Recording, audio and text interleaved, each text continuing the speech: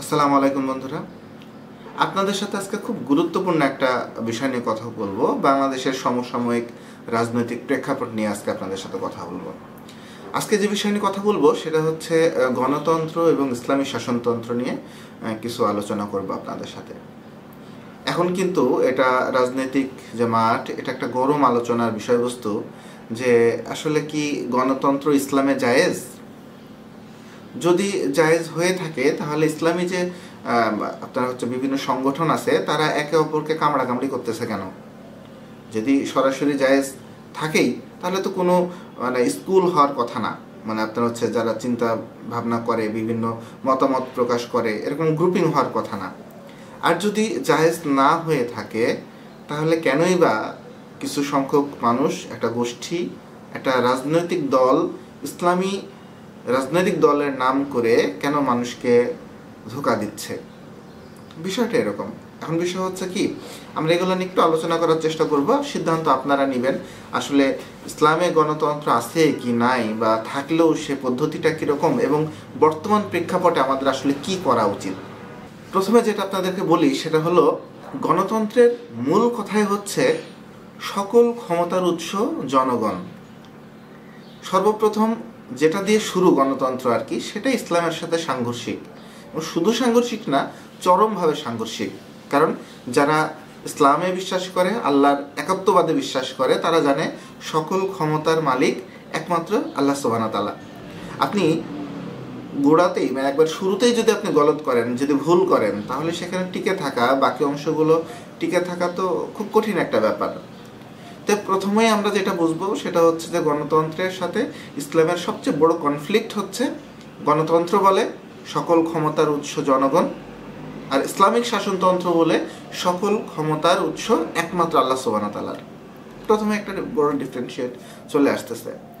এখন কথা হলো, আমাদের দেশে তো আসলে ইসলামী শাসনতন্ত্র প্রতিষ্ঠা নাই। আমাদের তো গণতন্ত্রের ভিতরেই আছে। অনেক আলেম ওলামারা বলে, যেহেতু ইসলামী শাসনতন্ত্র নাই, ইসলামী খেলাফত প্রতিষ্ঠা নাই, তাহলে তো আমাদের মন্দের ভালো হিসাবে আমাদের গণতান্ত্রিক পদ্ধতিতে যে নির্বাচন আছে সেখানে অংশগ্রহণ করে আমরা আল্লাহর শাসন কায়েম করব। আপনাদের উদ্দেশ্যে আমি একটা কথা বলি। আপনারা আমাকে একটা কথা বলুন তো, 2024 সালে যে আন্দোলনটা হলো আর কি, এই যে 5ই আগস্ট, এখানে ঢাকাতে কয় লক্ষ মানুষ আন্দোলন করছিল?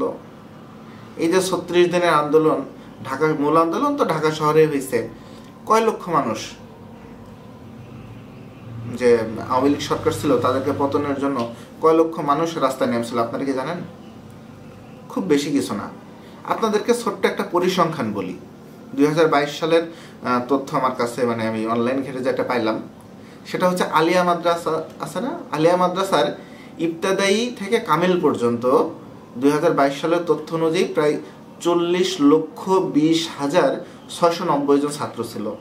ডেফিনেটলি আরও 3 বছরে আরও 20, 25, 50 হাজার ছাত্র তো অবশ্যই বাড়বে। খেয়াল করেন, আমি 40 লাখ ধরলাম। এবং প্রথম আলো সহ বিভিন্ন পত্রিকার আরও বিভিন্ন রিপোর্ট ঘেটে দেখলাম, বাংলাদেশে কওমি মাদ্রাসার ছাত্র সংখ্যা 20 লক্ষ থেকে 30 লাখ বা 35 লাখ বা 40 লাখ। এক একটা গবেষণা সংস্থা এক এক রকম হচ্ছে তথ্য দেয়, কারণ এগুলো আসলে সব কওমি মাদ্রাসা সরকারি নথিতে নাই। ঠিক আছে? তাহলে এদের সংখ্যা হচ্ছে, বিভিন্ন যে সংগঠনগুলো তারা যে প্রতিবেদন দেয় তাতে মোটামুটি 20 লক্ষ থেকে 35 বা 40 লক্ষ পর্যন্ত ছাত্র সংখ্যা আছে। আমি মাঝামাঝি মধ্যম পন্থা যদি অবলম্বন করি, আমি ছাত্র সংখ্যা যদি 30 লক্ষ ধরি, তাহলে চিন্তা করেন আলিয়া মাদ্রাসা আর কওমি মাদ্রাসা, শুধুমাত্র এই দুইটা মাদ্রাসার ছাত্র সংখ্যাই হচ্ছে প্রায় 70 লক্ষটা, 70 লক্ষ মানুষ। একটু ভাবেন, মাথা দিয়ে একটু ভাবেন, বাংলাদেশে 18 কোটি মানুষ, তার মধ্যে এই দুইটা ক্যাটাগরির মাদ্রাসার ছাত্র সংখ্যা প্রায় 70 লক্ষ। প্লাস মাইনাস কম বেশি হোক, এটা ডাজেন্ট ম্যাটার। আপনি চিন্তা করেন তো, আপনারা যে বলেন যে হুজুররা বলতেছে যে মন্দের ভালো হিসাবে গণতন্ত্রে আমাদেরকে নির্বাচন করতে হবে। ভাই, আপনাদের ইসলামী শাসনতন্ত্র প্রতিষ্ঠা করতে, খেলাফত প্রতিষ্ঠা করতে বাধা দেয় কে? আপনারা শুধু বলতে খারাপ লাগলেও পশু প্রাণীর মতো নিজেরা এক এলাকার প্রাণী আরেক এলাকায় ঢুকলে যেমন কামড়াকামড়ি করে, আওয়াজ করে, তা আপনারা শুধুমাত্র এক গ্রুপ আর এক গ্রুপের সাথে কামড়াকামড়ি করতেছেন। এই 70 লক্ষ যে ছাত্র, আরও আলেম ওলামারা আছে যারা জেনারেল লাইনে পড়াশোনা করছে, আমিও জেনারেল লাইনে পড়াশোনা করছি, বাট বাংলাদেশের আপামর জনতাই তো চাই, যেহেতু সংখ্যাগরিষ্ঠ মুসলিম আমাদের দেশে প্রায় 90%-এর উপরে, ম্যাক্সিমাম মানুষ চাই দেশে ইসলামী শাসন ব্যবস্থা কায়েম হোক। কিন্তু রাস্তায় তো একটা জেনারেল যারা পড়াশোনা করেছে জেনারেল লাইনে, তারা আসলে রাস্তায় নামার মতো তাদের প্রেক্ষাপট নাই, তাদের জনশক্তি নাই, তাদের সমর্থক নাই। তা আপনারা যারা বিশাল বিশাল আলেম ওলামা পীর, ঠিক আছে, আপনাদের অনেক ফ্যান, আপনাদের অনেক সমর্থক, ভাই 5 লাখ 10 লাখ 15 লাখ 70 লাখ লাগবে না, 20 লাখ মানুষ নিয়ে রাস্তায় নামেন না। দেখেন ইসলামী শাসনতন্ত্র কায়েম হতে কয়দিন সময় লাগে, রক্ত দিতে ভয় পান, ওই ঝটিকা মিছিল করেন নাকি শুধু? কোথায় একটু কোথায় কোরআন নিয়ে অবমাননা হবে, নবীকে নিয়ে অবমাননা হবে, তার জন্য আপনারা গলা ফাটান। কিন্তু নবীর আদর্শ, কোরআনের আদর্শ বাস্তবায়ন করার জন্য আপনাদের কিন্তু রক্ত দিতে ভয় লাগে, মাঠে নামতে ভয় লাগে আপনাদের। আপনারাও অল্টারনেটিভ খুঁজেন যে আসলে এখন তো আমাদের এখানে ইসলামী শাসন ব্যবস্থা নাই। ভাই ইসলামী শাসন ব্যবস্থা নাই কেন? আপনারা আমাদেরকে বলেন ইসলামী শাসন ব্যবস্থা নাই কেন? বাধা কোথায়? এই 70 লাখ যে আপনার মাদ্রাসার স্টুডেন্ট, তারা তো 100% ইসলামী শাসন ব্যবস্থায় তো চাবে, এটা তো স্বাভাবিক। এ বাদেও যারা জেনারেল সাধারণ মানুষ আছে, তাদের ভিতরও অধিকাংশ মানুষ কিন্তু ইসলামী শাসন ব্যবস্থায় চাই, কিন্তু সুযোগের অভাবে তারা কিছু বলতে পারে না। এখন আপনি বলতে পারেন সামনে নির্বাচন, জামাতি ইসলাম আসতেছে, তারা বিভিন্ন এজেন্ডার কথা বলতেছে, তারা কিন্তু এখন পর্যন্ত তাদের ফুল এজেন্ডার কথা কিন্তু ম্যানিফেস্টো যেটা আর কি, এটা কিন্তু এখনো প্রকাশ করে নাই যে আসলে তারা ক্ষমতায় আসলে কি করবে। ভাই নতুন নতুন আইন আপনি কিভাবে তৈরি করবেন? ইসলামী শাসন ব্যবস্থা আপনি জামাতে ইসলাম ক্ষমতায় আসলে আল্লাহর শাসন কায়েম করবেন? মানুষের তৈরি আইন দিয়ে আপনি আল্লাহর শাসন কায়েম করবেন? Is it possible? বাংলাদেশের মানুষ নিতান্তই বোকা বলে আপনারা মানুষকে এসব বুঝান। আপনি বলেন যে এইসব ম্যানমেড যে ল, এগুলো চলবে না, আল্লাহর আইন কায়েম হবে, কোরআন দিয়ে হাদিস দিয়ে রাষ্ট্র চলবে, বিচার ব্যবস্থা চলবে, প্রশাসন চলবে। বলেন, হাদিসের তো 4টা সেকশন আছে নাকি?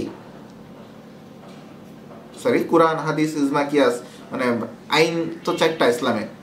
তা আপনারা এই 4টা দিয়ে দেশ চালানোর প্রতিশ্রুতি দেন, আলেম ওলামাদের সাথে নেন, কোথাও যেন একটা গড়মিল আছে, বুঝছেন?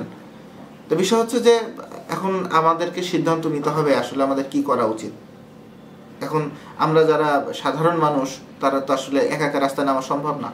আবার ইসলামী যে স্কলারগুলো আছে বাংলাদেশে, বিশাল বিশাল ফ্যান ফলোয়ার নিয়ে যারা বসে থাকেন, নিজস্ব বিভিন্ন মাদ্রাসা নিয়ে বসে থাকেন একা একা, এক মাদ্রাসার আলেম আর এক মাদ্রাসায় শিক্ষককে গালাগালি করে, বকাবকি করে, কাফের মুনাফিক বানাই দেয়।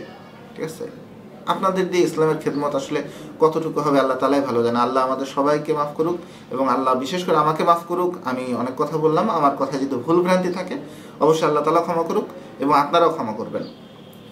আর সিদ্ধান্ত নেন আসলে কি করা উচিত। এই 70 লক্ষ মাদ্রাসা ছাত্রদেরকে আমরা মনে হয় সঠিকভাবে কাজে লাগাতে পারলাম না। সবাই ভালো থাকবেন। আবার নতুন কোনো এপিসোডে নতুন কোনো বিষয় নিয়ে আপনাদের সাথে কথা হবে। আর আমাকে সাপোর্ট করতে চাইলে অবশ্যই আমার ফেসবুক পেজ বা ইউটিউব যেখান থেকে আপনারা ভিডিওটা দেখেন ফলো বা সাবস্ক্রাইব করবেন যদি আপনাদের ভালো লেগে থাকে। সবার কাছে বিদায় নিচ্ছি, ভালো থাকবেন। আসসালামু আলাইকুম ওয়া রাহমাতুল্লাহ।